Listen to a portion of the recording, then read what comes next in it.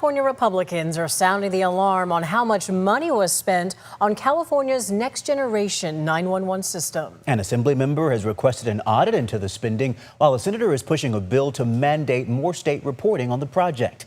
ABC 10's State Matters political reporter Jenny Ha is here now to break it all down. Yeah, so Jenny, tell us, we're talking about a lot of taxpayer dollars here, right? Nearly $1 billion, and this is all money the state generates via a tax that any phone user in California pays.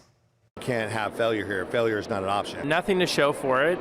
We haven't updated our antiquated 911 system. Republican legislators are demanding answers on the high cost and delayed implementation of California's next generation 911 system, a long promised update to the state's current 5 decades old legacy 911 system, which doesn't allow for technology like video streaming and photos. Clearly failures that didn't allow that to happen, and it's just unacceptable. As explained by the nonpartisan legislative analyst's office, the modernization of California's emergency response system is years in the making. The beginnings of it were in 2010 in the Schwarzenegger administration. It evolved under the Brown administration and continued in the Newsom administration. But it wasn't until 2019 the legislature dedicated funding, $130 million and ongoing. Since then, it's spent over $455 million total on the project, with the California Office of Emergency Services, or Cal OES, spearheading efforts. It's unclear how much additional we'll need to spend to get to the point where we can transition away from the legacy 911 system. That complete transition is now delayed to 2030, meaning the state has to continue paying for the legacy system and for individual dispatch centers to navigate the legacy to next-gen transition too.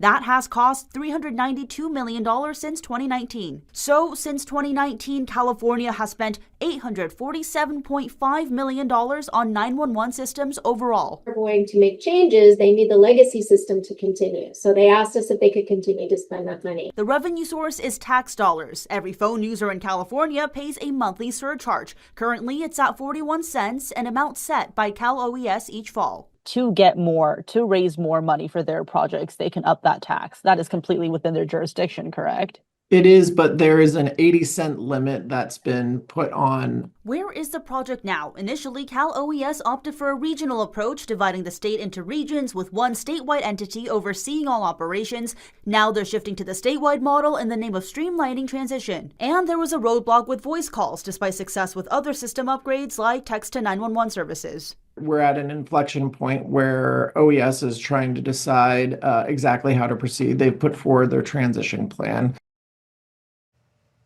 And in a statement, a spokesperson for Cal OES says in part, quote, "We recognize the public's interest in the modernization of California's 911 system and welcome transparency and accountability, and we will fully comply with any approved audit." Now, the state's 911 advisory board is set to discuss this new plan at tomorrow's regularly scheduled quarterly meeting.